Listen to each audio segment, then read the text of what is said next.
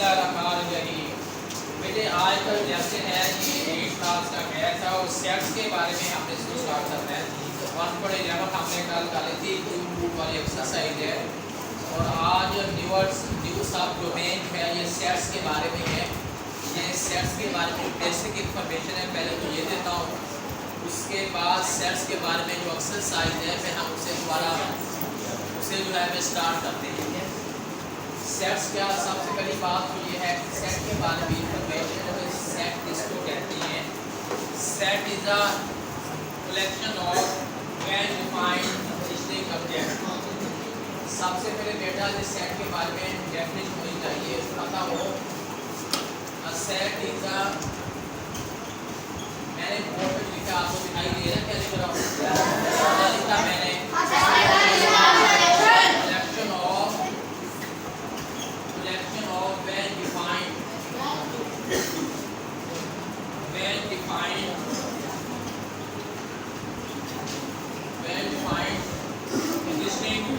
Objects.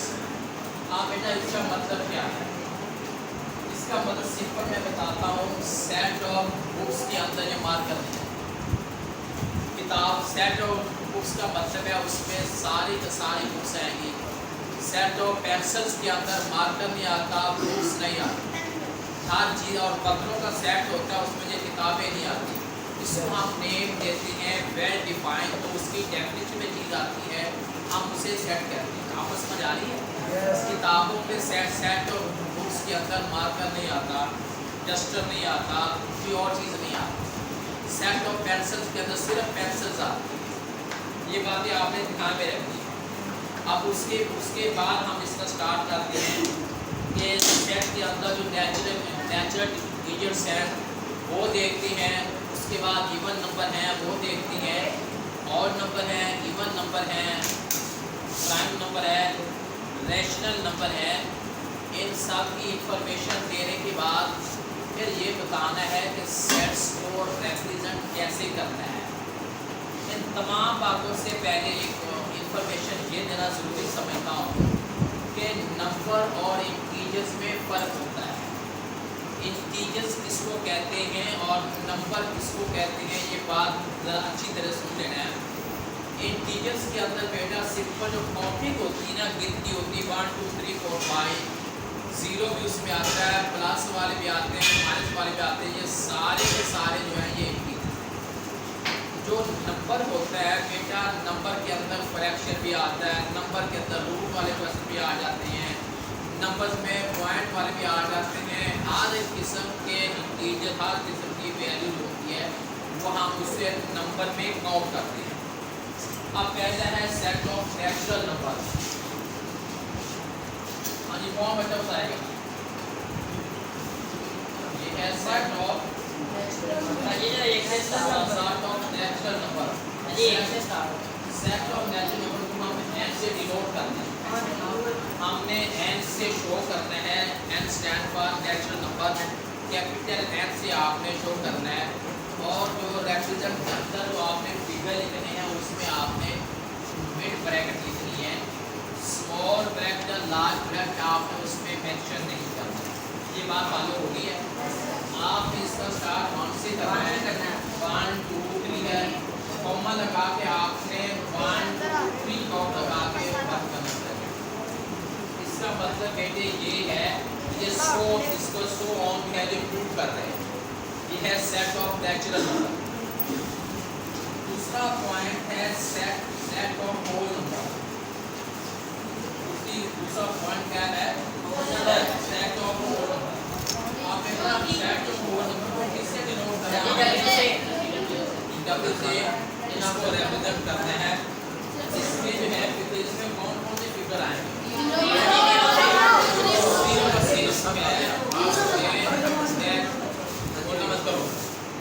Natural number का और whole number का फर्क सिर्फ 0 का है। अगर हम इसमें 0 ऐड करते हैं, 0 से स्टार्ट करते हैं, बाकी सारे वही नेचुरल नंबर। हमने 0 से शुरू करना है। 0 1 2 3, उसके बाद 1 2 3 डॉट लगा के आप इसको छोड़ दें। ये बात समझ आ गई सबको? तीसरा हम लिखते हैं set of even number. Set of even number. सब इवन नंबर को इसे भी नोट करना। जी बेटा, इवन नंबर कौन से नंबर को हम इवन नंबर कहते हैं? ये 2 के टेबल में 2 के टेबल में आते हैं इवन नंबर है। चलो किसी आपका ये बात ठीक है, लेकिन बेटा 2 का टेबल आप कितना पढ़ लो? 20 तक पढ़ लो 2 का टेबल। 2 40 कितना बन जाएगा? 40 हो जाएगा। उसके बाद अगर वैल्यू आ जाए तो उसका हिसाब क्या रहेगा? इतना टेबल तो नहीं होता। आप ये 2 के टेबल की जगह अगर आप यूँ समझ लें जिन के ऊपर 2 पूरा डिवाइड हो जाए, ऐसी वैल्यू जिन के ऊपर 2 को डिवाइड करें और वो फुली डिवाइड हो जाए तो बाकी ना बचे, कोई रिमाइंडर ना आए, इससे आप कह रहे हैं ये नंबर है। अब मिसाल के ऊपर 100 है, अब टेबल आप कितना पढ़ लोगे? अब 100 है, 100 के ऊपर आप 2 को डालें डिवाइड, अगर पूरा डिवाइड हो जाए कोई वैल्यू बाकी ना बचे, कुछ बाकी ना बचे, तो आप ये समझ लेना कि ये इवन नंबर। और अगर बाकी को बच जाता है, रिमाइंडर आ जाए, तो फिर को इवन नंबर नहीं। ये बात समझ आ गई? अब आपने टेबल की बजाय अगर आप ये माइंड में रखें, ऐसे नंबर जिनके ऊपर 2 को डिवाइड करें और वो पूरा डिवाइड हो जाए, कुछ चीज़ बाकी ना बचे, कोई रिमाइंडर ना आए, तो वो क्या कहलाएगा? इवन नंबर कहलाएगा। ये बात समझ सबको आ गई है? इवन नंबर का बेटा स्टार्ट 2 से होता है। 6 से 3 डॉट लगा के आप आज को छोड़ दें। उसके बाद है सेट ऑफ ऑर्डर। उसके बाद क्या है? Set of odd number. बेटा आपने सेट को हमेशा आपने कैपिटल लेटर से स्टार्ट करना है, स्मॉल लेटर से आपने सेट को कभी भी रिप्रेजेंट नहीं करना। जब भी आपने सेट को रिप्रेजेंट करना, इंडिकेट करना है, आपने हमेशा कैपिटल लेटर से ही करना। ये बात समझ आ रही है? और अभी अपने टेबल नहीं तो बात है, कौन बताएगा और नंबर किसे कहते हैं? हमें बहुत सारे नंबर से हमारा वास्ता पड़ता है। हम कैसे असेस करेंगे कि ये नंबर है, ये नंबर और कौन बताएगा? आप जी वैसा आप बताएं। जी 1 3 7 5 वो 1 3 7 5 तो आपने तुक्का लगा दिया। तुक्का लगाने से शोर है। एक शोर है कि मैं 1 भी अपने टेबल में आता है, 3 भी अपने टेबल में आता है, 5 भी।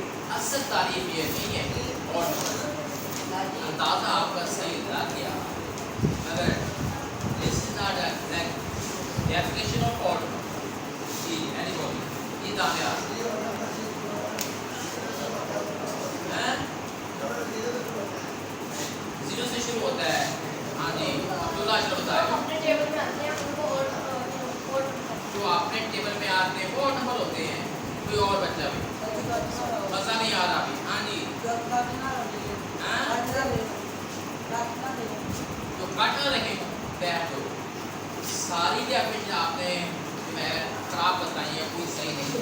अब मैं बताया आपने जरा गौर से सुनना, फिर बारी आपकी है। और नंबर वो होते हैं जिनके ऊपर 2 पूरा डिवाइड नहीं हो, जिनके ऊपर 2 पूरा डिवाइड ना हो, तो डिवाइड करें तो बाकी बचे, वो और नंबर। आप समझ आ गई? नहीं समझ आए? आपको टेबल का चक्कर नहीं है कि 2 का टेबल पढ़े, 4 का टेबल पढ़े, ये टेबल का चक्कर नहीं है। सिर्फ एक बात बता रहा हूँ, आपने उसको ऊपर 2 को डिवाइड करना है, उसके ऊपर 2 को क्या करना है? आपने डिवाइड करना है।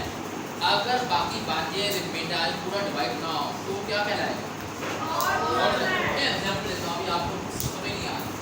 मैं कहता हूँ कि ये वाला जो है 51 है, मुझे नहीं पता कि ये 51 जो है ये इवन नंबर है या और सब पता नहीं है। इसको आप एक रूल के अकॉर्डिंग इसको वेरीफाई करते हैं कि 51 is a even number or odd. इसको मैं 2 पे डिवाइड करते हैं, क्या करता हूँ 2 पे डिवाइड करते हैं, 2 टू द 4 है, 5 में से 4 1 है, ऊपर से हमने उतार लिया 1, कितना बन गया 11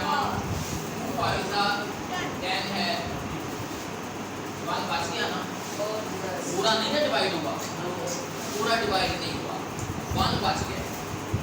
हर वो नंबर जिसका पूरा भी बाकी पूरा डिवाइड ना वो ऑड नंबर है। अब समझ आ गई? डिवाइड आपने सिर्फ 2 को ही करना है। कहीं आप सोच रहे 3 को उठना, सिर्फ और सिर्फ आपने 2 को स्पेसिफाई, 2 को आपने मानना है। अगर 2 पे डिवाइड ना हो बाकी बच जाए तो वो हमारा ऑड नंबर है, और अगर 2 बाकी ना बचे तो इवन नंबर है। समझ आ रही बात? अब इसको आपने मान 3 5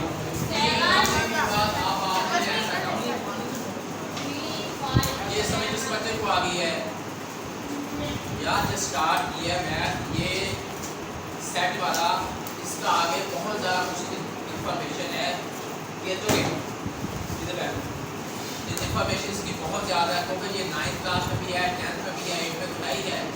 बहुत दिन हम आप इसे बहुत अच्छी तरह आपने समझ लें। अच्छा, अगला बेटा देखें, आगे लिखता हूँ सेट ऑफ, क्या लिखा मैंने? Set of prime number. जी बेटे, इसको हमने शो करना है ठीक से। ये बच्चों को समझ नहीं आती प्राइम नंबर होते क्या है। हाँ जी अरियान बताएं, नंबर मैंने कौन से पूछे? Prime number. ये बताएं प्राइम नंबर होते किसी जानवर का नाम है, किसी परिंदे का नाम है, किसी फल का नाम है प्राइम नंबर? हाँ, जो अपने अलावा किसी पे एक बच्चा कह रहा है कि प्राइम नंबर वो होते हैं जो आपने सिवा किसी पे डिवाइड ना हो, अपने टेबल में ही जाए बैठे, और उसके सिर्फ 2 फैक्टर होते हैं, एक वो सेल्फ और एक 1, कोई और उसके फैक्टर बनते ही नहीं है। समझ आ रही बात की? लेकिन ये कॉमन सेंस की बात है।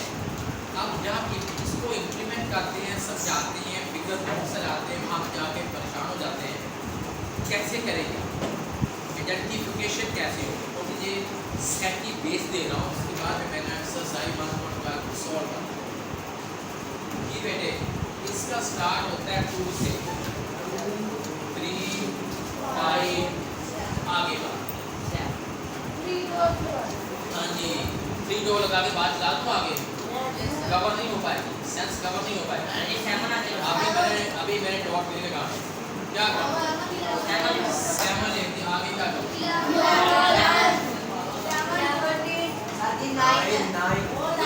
9 कल आप बताए बेटा, 7 के बाद देखिए 8 आता है, 9 आता है, 10 आता है। आपने 3 4 छोटी जब तो ऐसे कह दिया, तुक्का लगा दिया।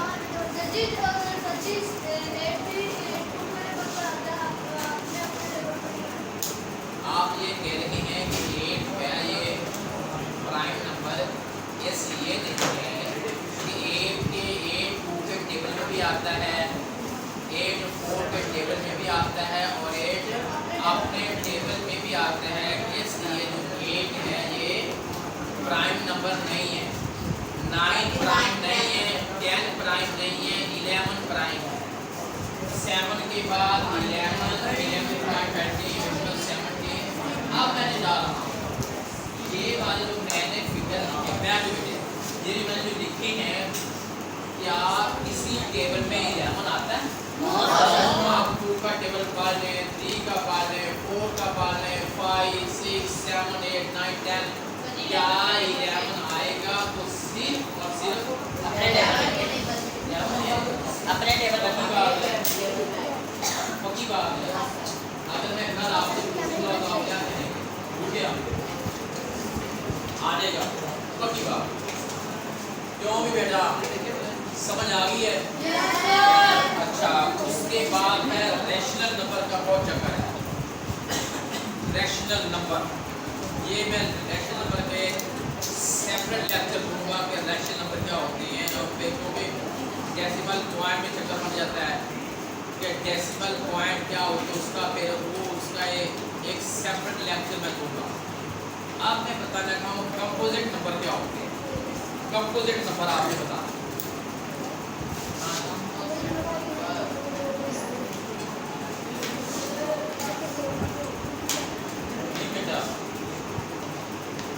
कंपोजिट नंबर किसको कहते हैं, या बता दो। किससे अतीब आप ही बताएं, कंपोजिट नंबर किसको कहते हैं। अप्लाई इक्वलाइजेशन नहीं पता। सामान आप बताएं।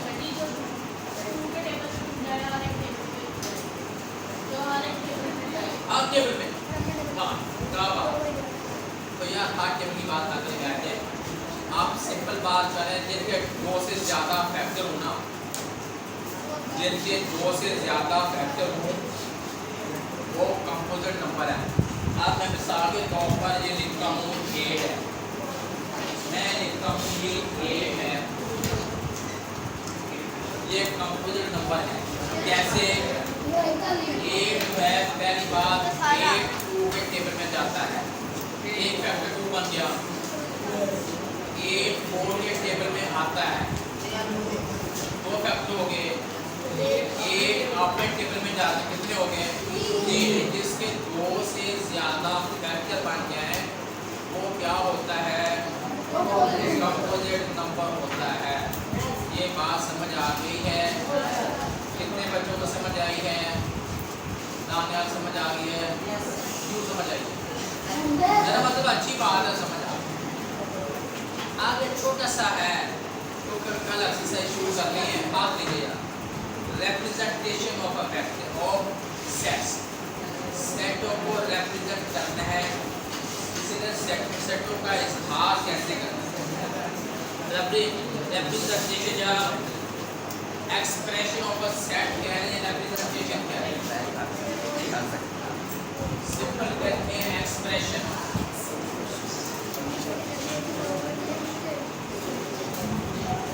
सेट को रिप्रेजेंट कैसे करना है, सेट का इजहार कैसे करना है, सेटों को जाहिर कितने अंदाज से कर सकते हैं, समझ आ रही है। सेटों को जाहिर करने के क्या क्या अंदाज है, सेट को इसके मेथड का नेम है।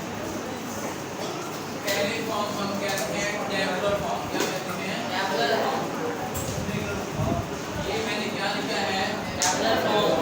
टेबुलर फॉर्म, इसका मतलब क्या है, सेटों को डिजिट में फिगर की फॉर्म में रिप्रेजेंट करना है, डिजिट बताना 1 2 जैसे नंबर ये मैंने नंबर की फॉर्म में, अब मिसाल के तौर पर मैं लिखता हूँ 1 2 3, ये लिख दिया, ये मैंने सेट को डिजिट फिगर की फॉर्म में ज़ाहिर किया, इसको मैंने कह दिया कि ये क्या है टेबुलर फॉर्म। टेबुलर, ये समझ आ रहा क्या है, टेबुलर फॉर्म। दूसरी फॉर्म को डिस्क्रिप्टिव, क्या कहते हैं, डिस्क्रिप्टिव फॉर्म।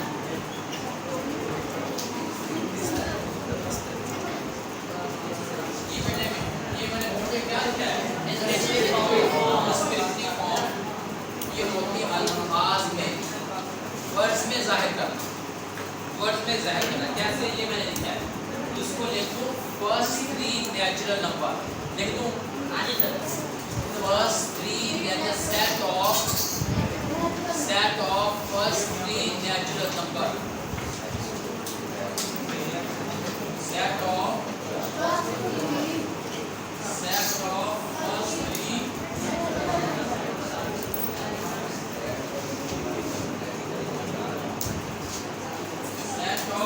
3 natural number.